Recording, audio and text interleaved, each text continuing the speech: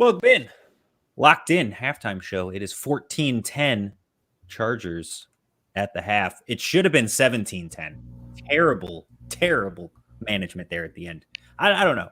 Again, we were just talking about this. I get wanting to go up 21-10 on the Chiefs, but I feel like now you just gave them a bunch of momentum for really no reason. Yeah. Steve, momentum doesn't really exist. You can't quantify it, so you can't. It doesn't exist. It's a myth. Exactly right. I completely forgot. I definitely don't have a momentum section on my spreadsheets. So, are you sure? You should. I would look into that if you could. I mean, it'd be a pretty unique column to have. All right, let's get into this. Who are your picks for the week, Mason? We'll start with you.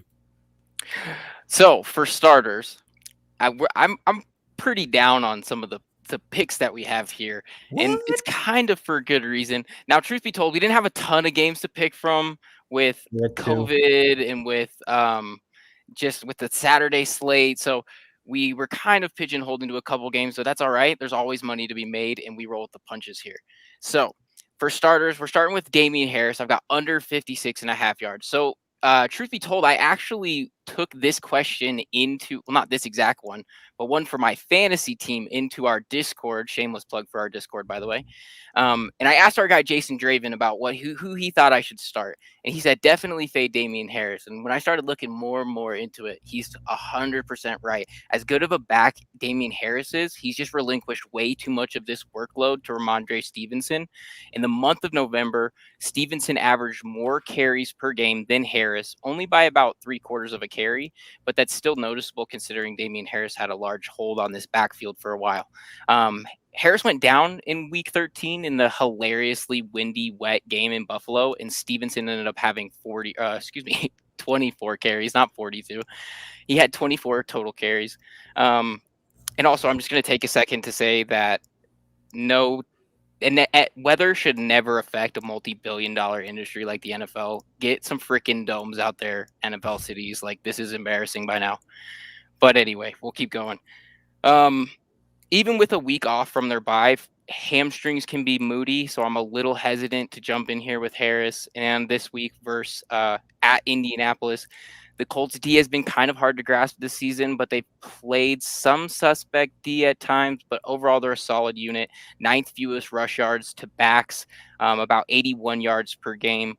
I'm not really sure how a hurt back getting half of a workload is going to account for 70% of that number right there. So that's an easy kind of fade for me. The next one down is another man by the name of Harris, Najee Harris. I swear I don't hate guys named Harris, even though 2/3 of my picks are unders on guys named Harris this week. Through 13 games, Harris has gone over this line 7 times. And for all the math majors out there, that's just over half. But 2 of the 4, or 2 in the last 4, he's missed this line 2 times. And this week versus Tennessee, Tennessee's another defense that's been a little suspect this season. Okay, no, really though, their pass defense is bad and teams are just too busy attacking them there to bother running the ball on them. So that's kind of where we lean with that. But they've still managed to be pretty stingy when it comes to stopping the run. The Titans D is one of 8 teams that allows fewer than 4 yards per carry in the NFL this season.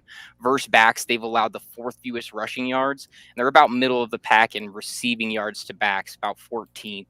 I know the Steelers want to lean on Najee Harris, but I think that this number is a little high, all things considered. And then on to the next and the last one. We've got Michael Pittman, who I'm a big fan of after all my friends here at IN have obviously turned me on to him. And if it's not apparent yet, I really think that this New England-Indianapolis game is going to be a slow burner, and you should watch for my picks in our Discord here coming up. Pittman, he's been a solid play all season. He's averaged nearly 68 yards per game. And I know what you're saying, Mace, that's 10 yards more than his line is this week. What are you talking about? And I'll give you one even better. He's hit this line in all but 3 games this season. I know I'm crazy, right? But it's the perfect kind of crazy. The catch is that he's gone under this line in 2 of the last 3. Pittman has had a lot of plus matchups this season, and this just isn't one of them. New England is one of the strongest defensive units in the league. They allow the 4th fewest yards to wide receivers. The last time Indy played a top 5 passing defense was against Buffalo in Week 11. Pittman had 2 catches for 28 yards. So I'm pretty confident that this is going to be an under here just because Pittman's been slightly propped up by positive matchups. All right. Vishaal, what do you got this week? All right, so let's start with Big Ben over 1.5 passing touchdowns.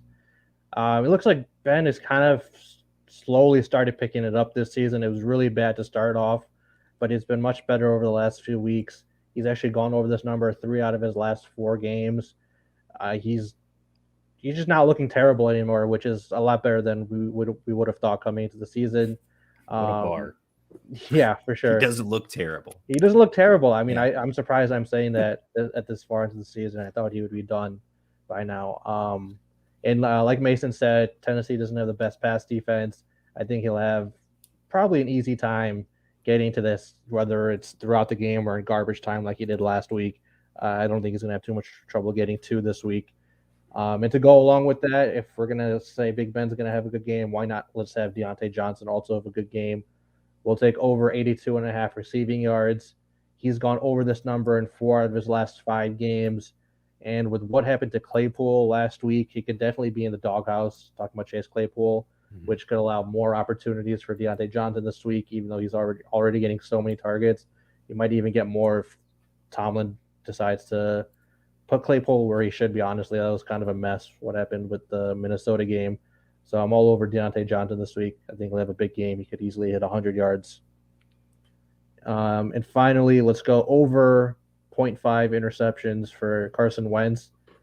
This is a really interesting one because it's kind of 2 opposing forces going against each other. Wentz has only thrown 5 picks this year, which is like in the bottom 3 in the league. He's taking care of the ball really well. But he's going up against a New England defense that has 19 interceptions this year, which is second most in the league. And again, to go off what Mason was saying, I think this is going to be a bit of a sloppy game. I think Indy is going to be forced into passing a little bit with how good New England's defense is. And with Judon coming at you, I think there's definitely opportunities for Wentz to make a couple mistakes here and throw one up for their secondary. Well, speaking of opposing forces going against each other, I like how you went all overs to counterbalance me and Mason both going all unders right on our cards. Because this week I've got Julio Jones going under 54.5 receiving yards. Julio Jones way back in week 2 against a horrendous Seattle secondary had 6 catches for 128 yards. In every other game, he has had 59 yards or less, including less than 40 yards in each of his last 3 games played. Last week against Jacksonville in their 20-0 win, when he was, again, the clear-cut alpha number 1 option against a terrible team, a game they were controlling, he had 33 yards receiving. So 54.5 yards just feels like way too much for what they want to do on this offense. In the same game, same offense, Donta Foreman. Neil and I have talked about several times, don't get fooled by Donta Foreman. We've been lured in the past with the appeal of, oh, look at these flashy plays he can do, but it never actually pans out. What Donta Foreman has been propped up by is falling into the end zone. For fantasy purposes, him falling into the end zone is great. When you're talking about prop lines, that does literally nothing for you. His rushing line is at 58.5 against Pittsburgh. And I understand that with TJ Watt not playing and with their line being as banged up as it is right now, that they have been giving up a ton of yards and it's a decent matchup. However, since he has joined Tennessee, Donta Foreman in his 5 games had 29, 30, 25. Against New England, he had 19 carries for 109. And then again, in that great matchup last week against Jacksonville, 47 rushing yards. So outside of that one anomaly against New England, he has been at 47 yards or less 4 out of 5 times this season. So I will certainly take the under there. And then Chase Claypool. Historically, I love me some Chase Claypool, and he has hit this number multiple times. There's no doubt about that. When you're betting on Chase Claypool, you're betting on home run or not. He is not a volume guy. He hit this number against Cincinnati because he had 3 catches for 82 yards. 1 long bomb put him over the top. Last week, he had 8 catches for 93 when they were in hurry-up mode trying to come back from a massive deficit. Do we think that Tennessee is going to blow Pittsburgh out? Probably not, but I also didn't think that Minnesota would blow them out, so who knows?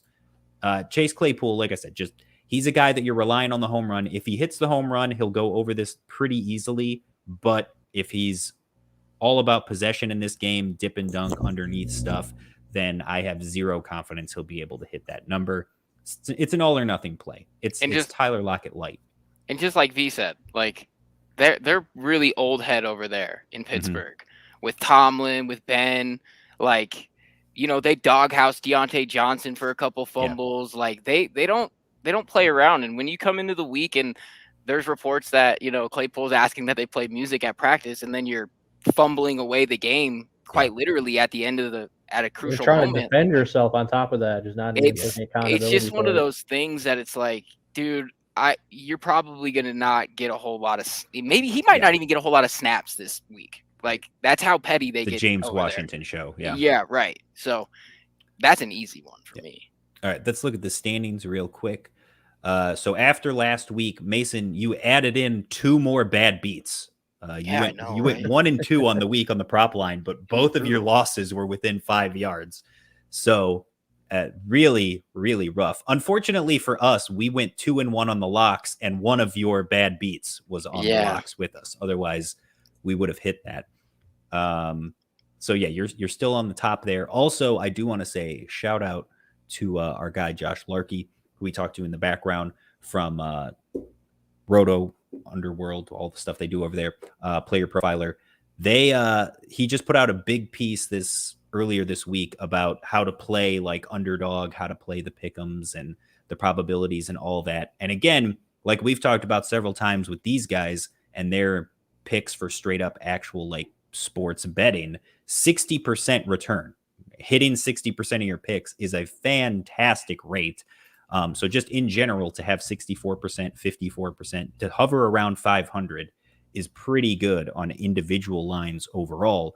But he was talking about just on any given week, the odds to hit like a 3-ticket parlay like this that you do on Underdog is generally around like 12%.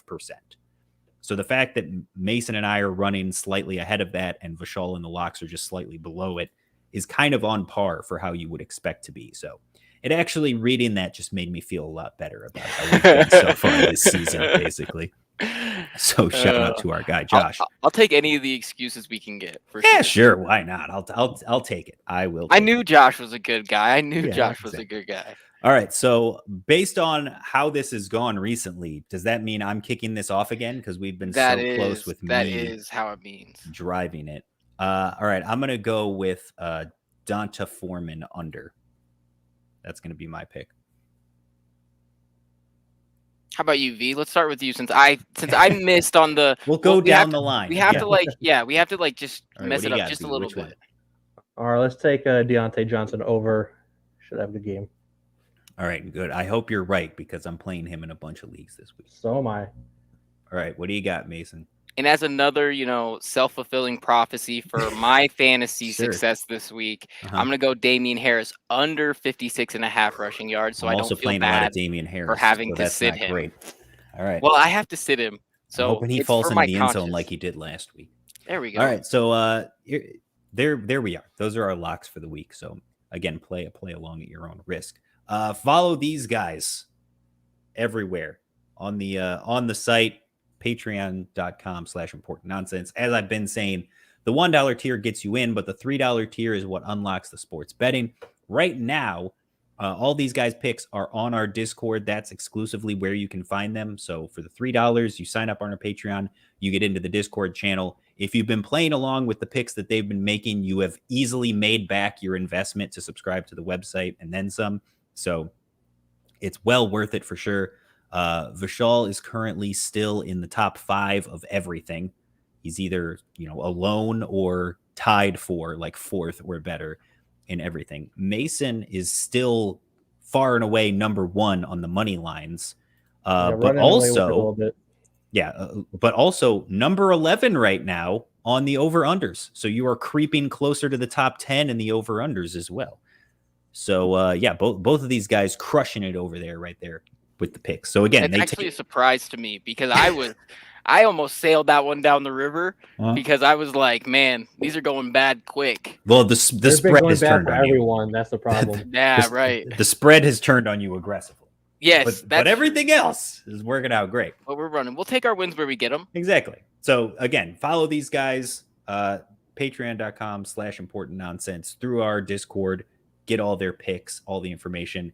It's good stuff. They take the same picks that they're putting in the Discord is what they're uploading into Fantasy Pros behind the paywall. And that's what is hitting for the accuracy challenge for them. So these are the guys to follow. So again, at @nonsense_Steve, Vishaal, Mason, at @nonsenseFF, everywhere. And we will catch you again next week. Peace.